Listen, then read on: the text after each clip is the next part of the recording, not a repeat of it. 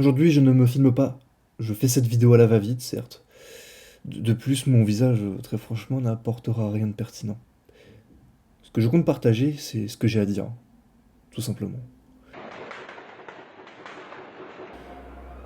Bon, par rapport aux attentats du vendredi 13 décembre, je me suis posé quelques questions et j'aimerais que nous partagions nos impressions, nos points de vue. Bon, d'abord, il est évident que ces terroristes doivent payer pour ce qu'ils ont fait. Attention à ne pas confondre terroristes et musulmans. Le terroriste tue et le musulman pratique une religion. Religion qui est contre le meurtre, bien entendu. Face à un tel drame, plusieurs questions se posent.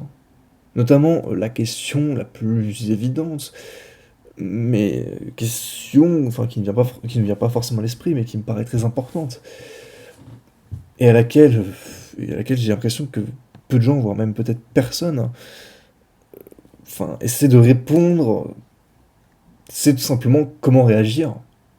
Sur les réseaux sociaux, par exemple, il y a plusieurs réactions possibles. On peut suivre le mouvement pour montrer notre soutien à la France et aux victimes. C'est-à-dire, par exemple, je sais pas, genre afficher le drapeau français sur nos photos de profil, et laisser un petit post de soutien pour les victimes et pour leurs familles, et un post bien sûr contre le terrorisme, hein, ça va de soi. Il me vient à l'esprit du coup une autre question.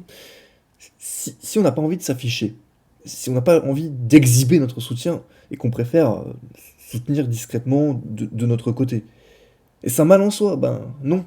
Après tout, il y a ceux qui montrent et ceux qui sont.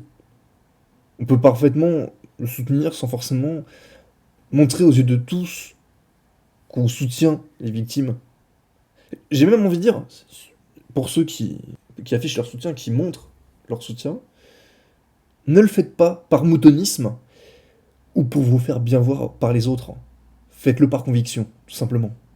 Je ne doute pas que vous le faites par conviction. A l'inverse, si vous ne voulez pas vous afficher, posez-vous la question, est-ce que je ne veux pas le faire parce que je n'en ressens pas le besoin, tout simplement? Est-ce que je ne veux pas le faire parce que j'ai la flemme? Ce qui est vraiment con, hein, pour le coup. Ou est-ce que je ne veux pas le faire parce que j'ai peur? La question de la peur, il est normal d'avoir peur. J'ai même envie de dire, les vrais courageux sont ceux qui ont eu peur. Les autres, ce sont des inconscients. Cependant, ne vous laissez pas dominer par la peur. Car c'est ce que l'ennemi veut. Continuez à vivre. Le but de ces attaques était très certainement de faire du mal, de diviser, mais surtout de terroriser. Ce que cherche l'ennemi, c'est de nous faire réagir nous. Si on réagit d'une quelconque manière, ça leur procure certainement une forme de satisfaction. Mais d'un autre côté, on ne peut pas ignorer de tels actes. Ça serait absolument odieux pour les victimes et pour leurs familles. Conclusion de tout ça, ne vous laissez pas envahir par la peur. Vous avez peur de sortir? Mais je préfère être franc avec vous. Rester cloîtré chez soi, recroquevillé dans vos craintes, ne résoudra rien. Continuez à vivre. N'oublions pas le mal causé. Mais ne nous paralysons pas pour autant. Ensuite, une question d'ordre plus égoïste, ou du moins plus personnel. Comment moi, ou du moins comment nous, devons réagir en tant que vidéaste?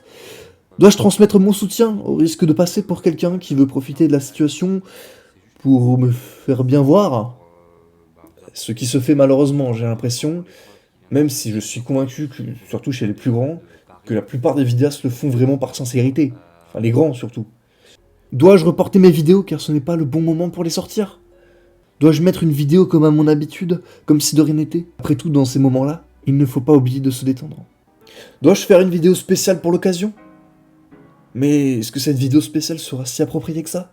Ou dois-je tenter d'apporter une réflexion sur le sujet au risque de commettre des maladresses? Ce genre de questions, c'est des questions qui est normal, et que j'ai même envie de dire que l'on doit se poser, nous, en tant que vidéastes, ou en tant que public aussi.